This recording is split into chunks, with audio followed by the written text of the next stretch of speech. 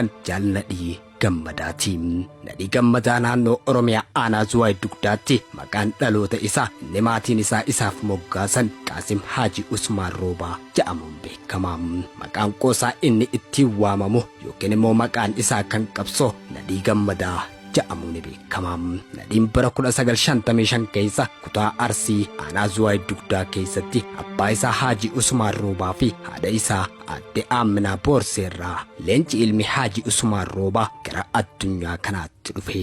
Maqaan Nadhii jedhu kunis ammoo maqaa abbaa isaa kan Haaji Usmaan Roobaati ture. Abbaan isaa amantaa Islaamaa erga baratanii booddee maqaan isaa gara Haaji Usmaaniitti kan jijjiirame. Nadhiin maqaa abbaa isaa kana fudhate Nadhii Gammadaa jedhame waamamuus achirraa jalqabe.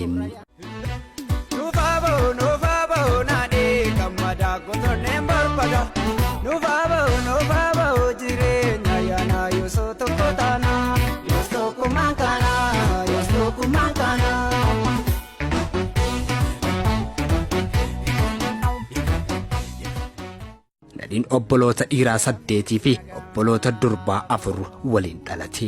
Nadhii Gammadaa mana barnoota sadarkaa tokkoffaarraa kaase hanga yuunivarsiitiitti barnoota isaatiin nama cimaa ture. Goonni qabsoo saba Oromoo Jaalladhii Gammadaa qormaata biyyoolessaatis irra aanuun yuunivarsiitii Finfinnee gale. Yuunivarsiitii Finfinneetti barnoota farmaasii barachuun waggaa tokko akkuma fixeen barnoota addaan kutee qabsoo bilisummaa Oromoo gaggeessuuf bara 1978tti dhaaba adda bilisummaa uummata Oromoo yookiin immoo ABO'tti makamuu danda'e. Erga dhaaba kanatti makamees yeroo gabaabaa keessatti miseensa koree giddu galeessaa ta'uun tajaajilaa ture. Gootichi diina isaa yeroo sana kokkeetti qabaa ture Jaalladhii Gammadaa bara 1993 walgahii adda bilisummaa Oromoo irratti hirmaachuuf waardiyoota isaa 6 wajjin osoo gara iddoo Bookee jedhamuutti deemu iddoo Asaakoo jedhamtu isii daangaa Arsii fi Harargee jidduutti argamtutti diinaan butamee achi buuteen isaa dhabame.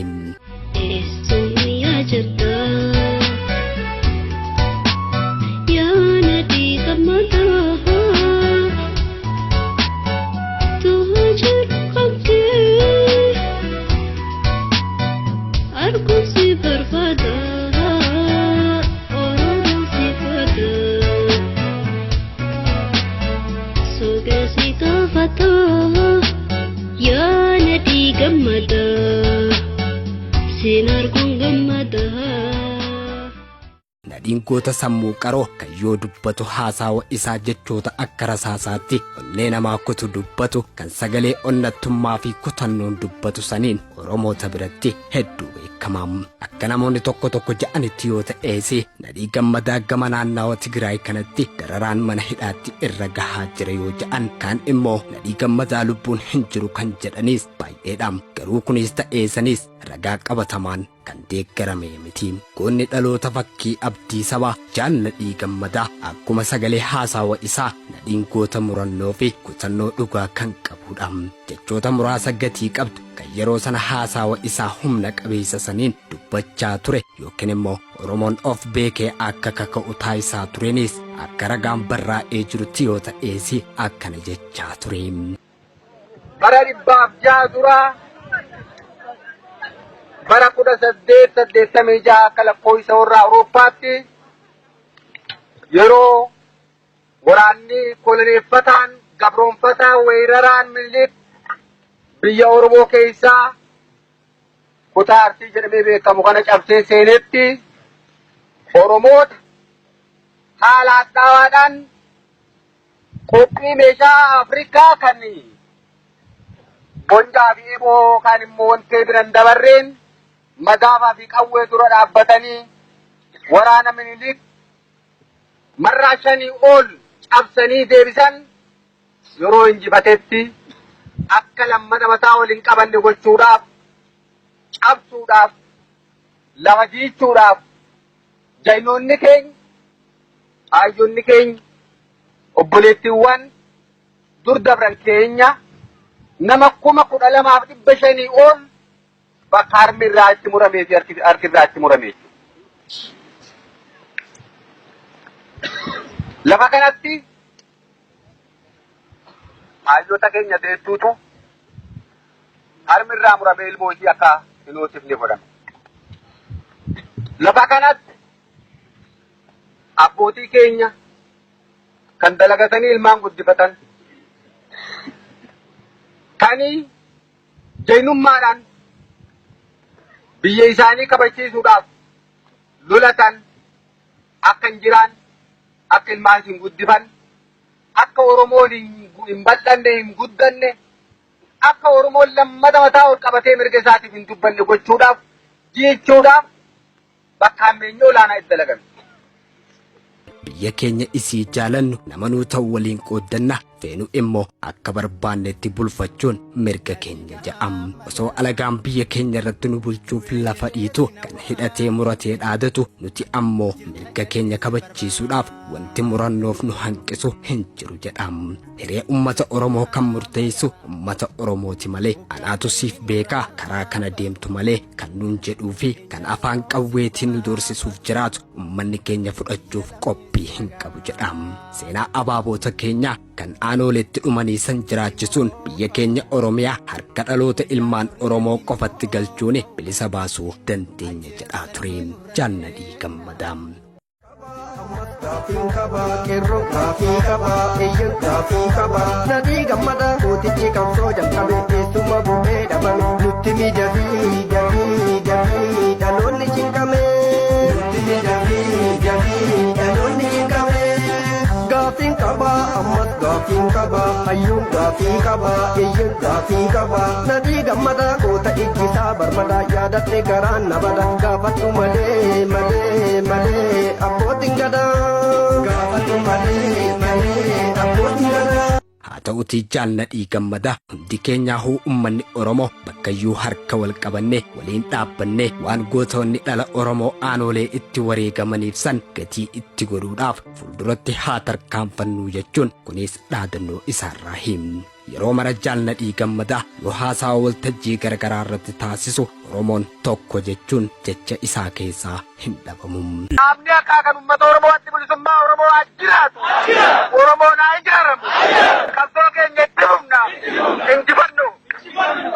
Kanaafi isaan biroo keessaayis nuti Oromoon amantiin addan baanu, Oromoon gosaan addan bahu, lagaanis addan bahu, garaan addan bahu kan Oromoo adda qooduuf tattaafatu haa badu jechuunis dhaadannoo Jaannadhii Gammadaa kan ajaa'ibaati turte.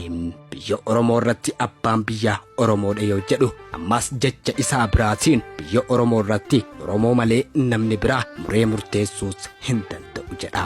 Kanneen warroota biraa nurratti murteessisuuf dhidhiibu haa baduu yoo jedhuu fi isaan birootiis jechoonni Jaannadhii Gammadaa kan laphee Oromootaa keessaa hin baane hedduutu dubbatamee jira.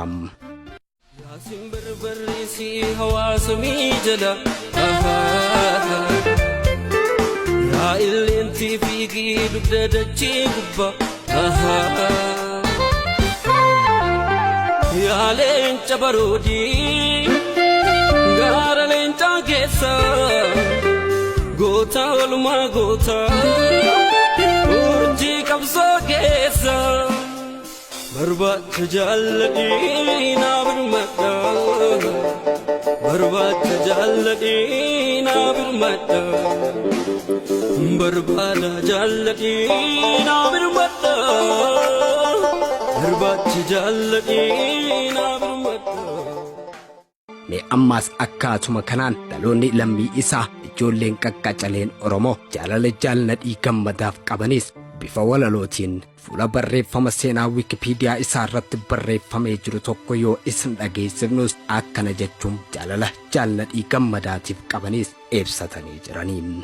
Yaa Jaannadhii Gammadaa saba kee bilisoomsuuf yommuu ati yaaddu gootummaadhaaf onneen kee hin gaaddu tolchitee dubbattaa boonaan of hin dhaaddu walabummaa gonfachuuf qabsootti cimtaa eessa jirta yaa Jaannadhii bakka jirtu nutti himtaa saba keetiif baatee karatti maaliif haftaa roorroo dadhabde moo waraabessaatu si nyaate beekaa tiriphitte moo biyya keessaa baate waa'een kee maaliif dide yaa jaala koo nadhii ati maal taate ati hinduutu nadhii koo ni jirta siif waadaa Oromoon booyee garatti siif aadaa dubbadhu mee nadhii si arku barbaannaa yaa bareeda Oromoo hayyuu hongan qabne biyyaa fannoon si qo'annee akkamitti si dhabne Oromoon marti yoo duutellee hamileen nu cabxee dubbataa beekamaa qilleensa sagalee nama hunda hawwataa miidhagaa kiloolee yoomuma as baatee nuun jetta kunoore yoomuma as baatee nuun jetta kunoore iyyaan kee maaf hin argamne maaltu nurraa si foohee jiraattu nu himadhume yaa jaalladhii koo eenyutu adda si dooye ati maaliif nuu miliixxe yaa nadhii koo barana risaatu bookkaa moo'e yaaddoo kee Oromoon martu imimmaan hin qoorfanne yaa nadhii koo maa dhuftee nuun qoorsine imimmaan Oromoota godaanniissa seenaati ati utubaa dhaloota yaa nadhii koo mul'adhuu as bahi sabni kan kee halkaniif guyyaa si iyyaafataa jechuun jaalala jaalladhii gammadaaf qabaniis Oromoonni baay'een akkanaan ibsatam. Ufidamo dumne puranaka chamali dumne puranaka chamali ilman Oromo kanar sadi damne san Ufidamo dumne puranaka chamali dumne puranaka chamali ilman Oromo kanar sadi damne san Belchigidera teba kallandiranu ini bulla fi male ini turra fi male dola sodan durat dola sodan haa ta'uutii garuu walumaa galatti goonni qabsoo saba Oromoo fakkeenyi dhaloosa qube jaalladhii gammadaa seenaa Oromoo keessatti nama seenaan bara baraan isa yaadatu eessa akka jiruu fi du'aaf jiraan isaa kan hin beekamne nama seenaa guddaa qabuudhaan jaalladhii gammadaa.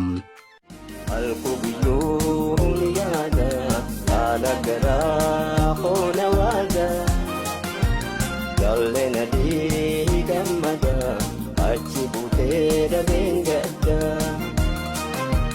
Yojirate jiruisa yogi emo kabisa menu agarsiisa Nadhii gammadaa achi buuteen dhabame haa jedhamuu malee barbaacha isaatiif ammoo xiyyeeffannoon gama mootummaatiin wanti hojjetamaa jiru hin jiru jedhamam. Namni namaaf falmu kan hayyu duree Oromoo jaalladhii gammadaa barbaadu har'allee nuuf jiraachuu qaba yookiin immoo jaalladhii gammadaa mul'achuu qabaanis gaafii uummata Oromoo yerootti kaatu keessaa isii takkam. Manneen hidhaa isinuu beektu natti fakkaatu. Manneen hidhaa kan hin beekamne hedduun jira. Fakkeenyaaf magaalaawiin kaleeffame kan akkas fakkaatan hedduun kan itti ukkaanfaman jiru. Fakkeenyaaf Nadhii Gammadaa weellisaa jireenyaa ayyaa haga har'aa duutee fi jiraan isaanii kan hin beekamne uummanni Oromoon gaafa du'e jedhee awwaalatee qoo'een awwaale jira jedhee ijaan hin argine eessa jiran har'a guyyaan kenna isin irratti uummanni kunniin jalli qabnetuun illee nu argamuu qabdi. Dhimmi kun xiyyeeffannoo keessa galamee jalli akkana dhabamtee haadhaa fi abbaa isaanii du'anii awwaalatanii hirmii isaanii fudhan arganii ijaan hin argine haga har'aa imimmaan hin jiraatan. Haadhaaf abbaa isaanii kana yoo du'an jennee yoo jiraatan baasnee haadhaaf abbaa fi uummata kanaaf argisiisuu qabnaa jedha. Ka Nadhii Gammadaa sun gaafiin hundaati akkasimi. Nadhii maa jennu malee kumaatamaan obboleeyyan qabsaa'ota kee dhabamaniimi. Mootummaan keessattuu abbaan alangaa obbo Biraanuu Saggaayee waan waadaa gale qaba. Kunis koreen tokko dhaabbatee koreen sun obbo Nadhii fi warra hafan hunda warra qabsaa'ota keenya bakka buutee isaanii dhabamte qoratanii yoo jiraatan lubbuun nu as baasu yoo ka du'an taate eessaa fi eenyuun yoom akka wareegaman himanii ummata maatii fi ummata isaanii sabbarsiisuuf waadaa galanii jiran. Waadaa san saffisaan akka xumuran abdii qabnaa nullee dhiibbaa irratti goona.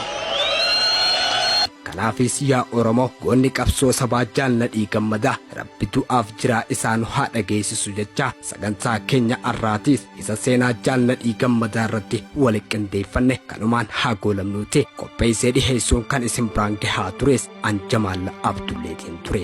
Torban sagantaa fakkaataa biraatiin hamma wal arginu gama kootiin horaa bulaa deebanam. Yaasin barbareessi hawaasa miijala. Yaa illeentii fiigii dugda dachee gubba. Yaa leenca baroodii gaara leencaa keessa goota walumaa goota urjii qabsoo keessa. barbaacha jaalladhee naa birmadha barbaacha jaalladhee naa birmadha barbaada jaalladhee naa birmadha barbaacha jaalladhee naa birmadha kuuqaa lammii garaaraasee si baasee hayyuu lammii garaaraasaa si raasee juutu siinaaf tugumaan kee jiraattus nu boonsaa hojiin kee sirraa bareeda lachuu baguun si deesse haati kee sirraa bareeda